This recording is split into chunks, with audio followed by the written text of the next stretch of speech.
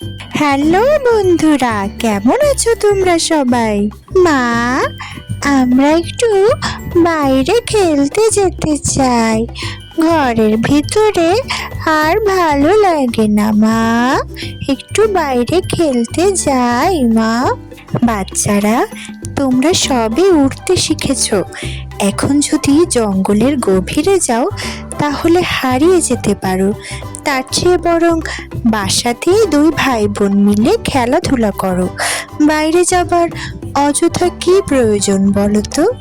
মা, ঘরের ভেতরে আমাদের তো কোনো খেলনা নেই যেটা দিয়ে আমরা খেলতে পারি। খেলনা না থাকলে কিভাবে খেলবো মা? তাই তো একটু বাইরে ঘুরতে যেতে চাচ্ছিলাম। বাসার ভেতরে আর ভালো লাগে না। তুমি তার চেয়ে আমাদেরকে অনেকগুলো খেলনা কিনে দাও মা। আমাদের বন্ধুদের অনেক খেলনা আছে, ওরা বাসার ভেতরেই খেলে। আমাদের কোনো খেলনা নেই মা।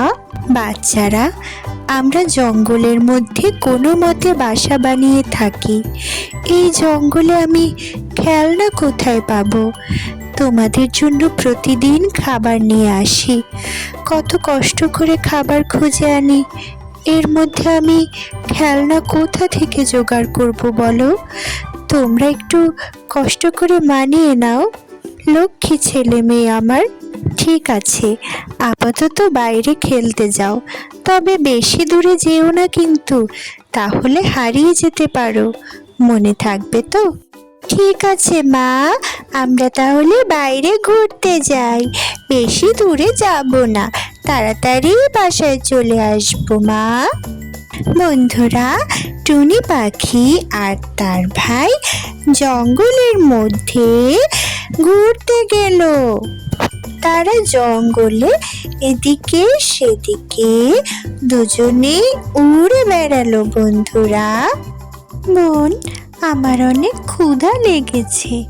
এত জঙ্গলের গভীরে আমরা চলে এসেছি, এখানে খাবারও বা কোথায় পাবো সেটাই তো বুঝতে পারছি না।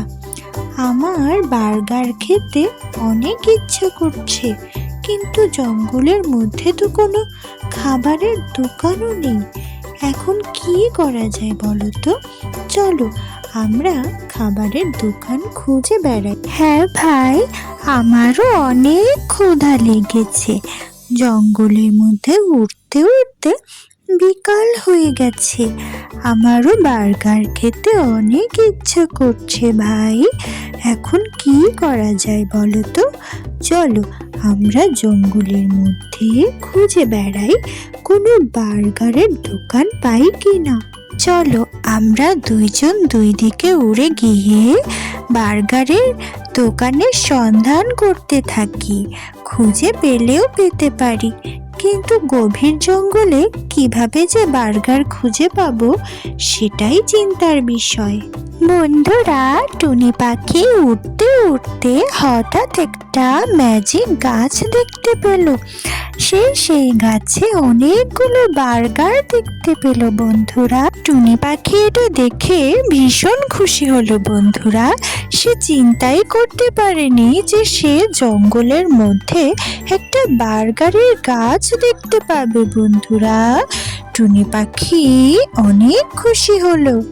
সে তার ভাইকে গিয়ে বার্গার খুঁজে পাওয়ার কথাটা বলল। বন্ধুরা, ভাই, আমি একটা বার্গারের গাছ খুঁজে পেয়েছি। সেটা একটা ম্যাজিক গাছ। ম্যাজিক গাছে অনেক রকমের বার্গার হয়েছে ভাই, তুমি দেখলে অনেক অবাক হয়ে যাবে। জঙ্গলের মধ্যে এই ম্যাজিক গাছ কিভাবে আসলো সেটাই চিন্তার বিষয়। তুমি সত্যি বলছো বোন? তুমি কি জঙ্গলে সত্যি বার্গারের গাছ খুঁজে পেয়েছো? আমি তো এটা কল্পনাই করতে পারছি না। নিশ্চয়ই সেটা ম্যাজিক গাছ হবে, আর ম্যাজিক গাছেই বার্গার হবে। আসলেই তো, চলো দেখি। বাচ্চারা, তোমরা এই জঙ্গলের ভেতরে বার্গার কোথা থেকে পেলে? এটা তো জঙ্গলের বাইরে শহর থেকে আনতে হয়। জঙ্গলে তো কোনো দোকান নেই। মা, আমরা উঠতে উঠতে অনেক গভীর জঙ্গলে চলে গিয়েছিলাম। সেখানেই বোন হঠাৎ একটা ম্যাজিক গাছ দেখতে পেল, আর সেই ম্যাজিক গাছে অনেকগুলো বার্গার হয়েছিল। সেখান থেকেই নিয়ে আসলাম। আমাদের অনেক ক্ষুধা লেগেছিল, তাই খাওয়ার জন্য আনলাম। বোন সেই জাদুর গাছে অনেক বার্গার দেখেছিল মা। হ্যাঁ মা, জঙ্গলের ভেতরে একটা জাদুর গাছে এতগুলো বার্গার খুঁজে পেয়েছি। ওই গাছে অনেকগুলো বার্গার ছিল। আমাদের খুব ক্ষুধা লেগেছিল আর বার্গার খেতে ইচ্ছে করছিল। হঠাৎ জঙ্গলে উড়ে যেতে একটা বার্গারের গাছ দেখতে পেলাম মা।